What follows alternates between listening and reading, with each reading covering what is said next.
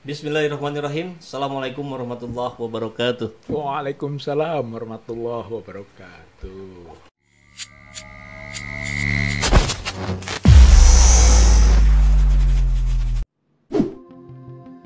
Kepolisian Resort Kota Waringin Barat, Kalimantan Tengah menangkap 2 warga negara asing asal Cina yang diduga telah melakukan penambangan emas secara ilegal.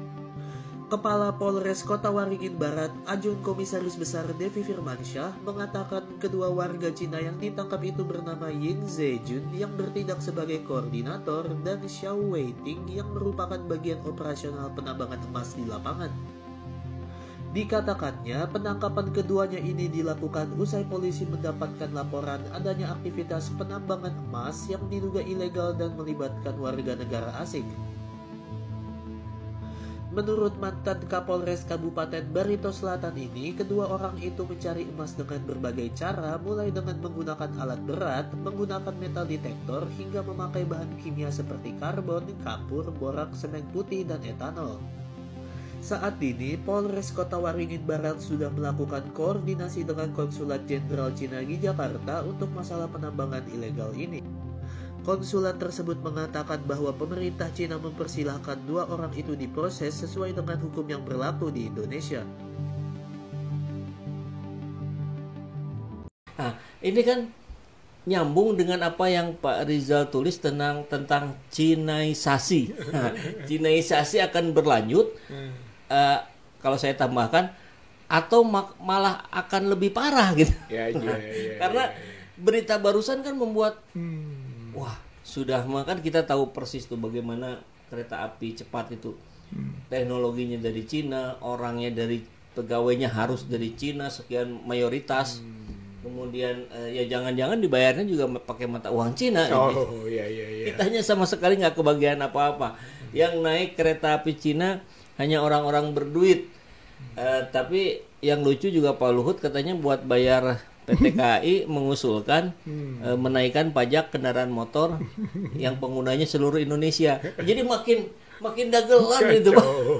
Tapi bagaimana Pak Riza melihat kabar barusan dari Kemendak, kemudian dikaitkan dengan tulisan Pak Rizal tentang Cinaisasi akan berlanjut? Ya Kang Epul. Akhirnya memang betul menarik ya dengan berita itu gitu kan. Berarti ada 40 perusahaan Cina ya gitu yang ilegal. Ada ilegal dari segi perizinan pasti kan gitu. Ya, yang kita anti adalah yang disebut Pak Muhaimin kemarin, hilirisasi yang ugal-ugalan. Ya, yang ngaco, yang ngawur. Nah, pandangan kami adalah bahwa sangat jelas smelter nikel, pertambangan nikel itu sangat bermasalah. Kita sudah lihat banyak laporan mengenai pencemaran lingkungan yang luar biasa. Ya, kita sudah mendengar banyak laporan mengenai kecelakaan, ledakan yang terjadi di smelter nikel yang memakan korban, dan itu yang kita dengar.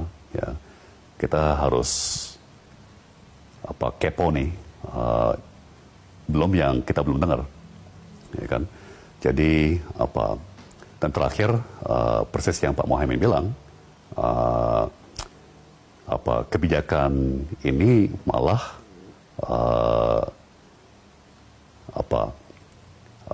backfire, maksudnya malah pada ujungnya merugikan diri kita sendiri, ya kan? Senjata makan tuan, ya, karena tidak ditakar dengan baik. Ya, kita sangkin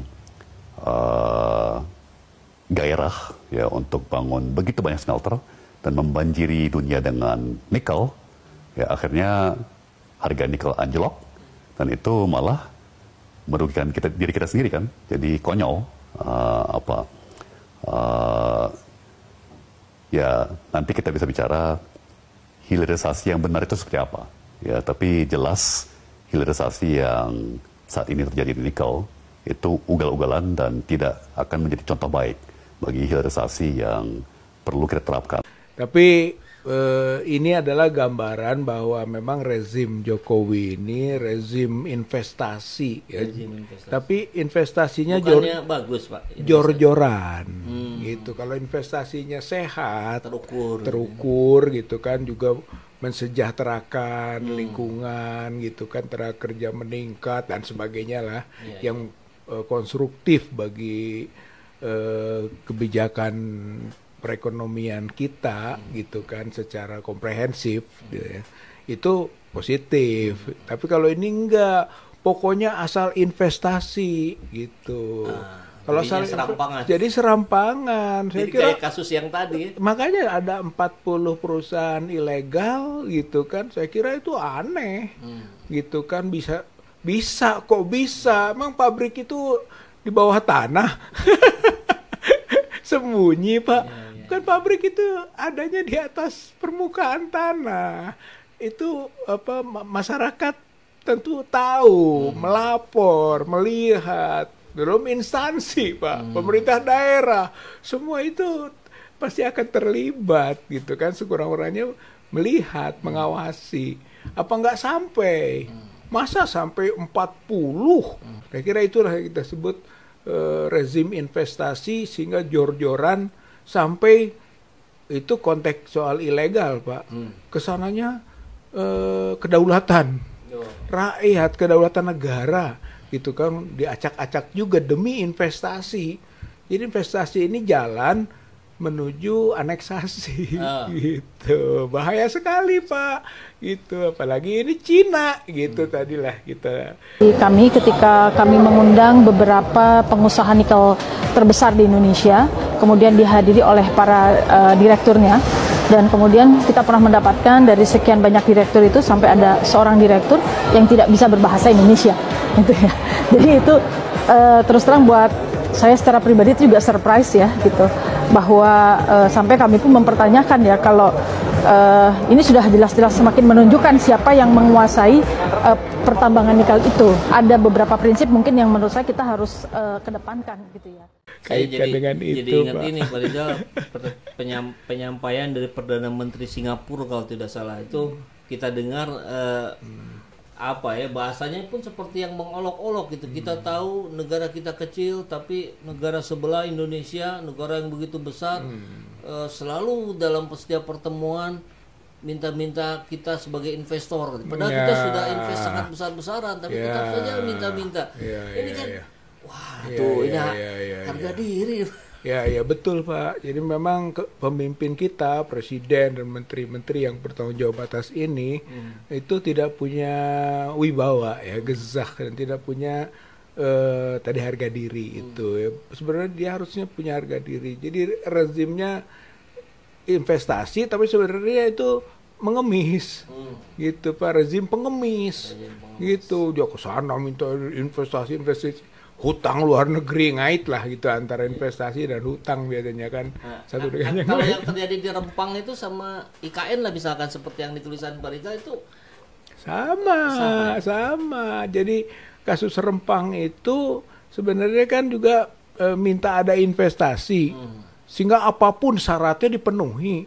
Begitu, sampai ketika ke Chengdu waktu itu kan, Jokowi oke, semua syarat dipenuhi, termasuk syarat harus mengosongkan 17.000 hektar untuk pabrik kaca. Satu pabrik kaca 17.000 hektar harus dikosongkan lagi, Pak. Warga Melayu ya, yang telah penduduk asli ada di sana. Puluhan ratusan tahun mungkin. Iya, mau dipindahkan ke Pulau Galang. Pulau Galang itu tempat para pengungsinya Vietnam. Jadi ini bagaimana harga diri kita, Pak. Iya. Mau disamakan dengan para pengungsi dari Vietnam, manusia perahu itu gitu kan, di Pulau Galang. Mau di Pulau Galangkan. Kalau nggak berontak, Pak, gitu kan. Kalau tidak melawan itu warga asli setempat, saya kira akan gol dan mudah terjadi. Itu kemauan Cina terrealisasi, kosong, dan bisa jadi pangkalan, Pak. Pangkalan militer melalui pembuatan pabrik yang luas.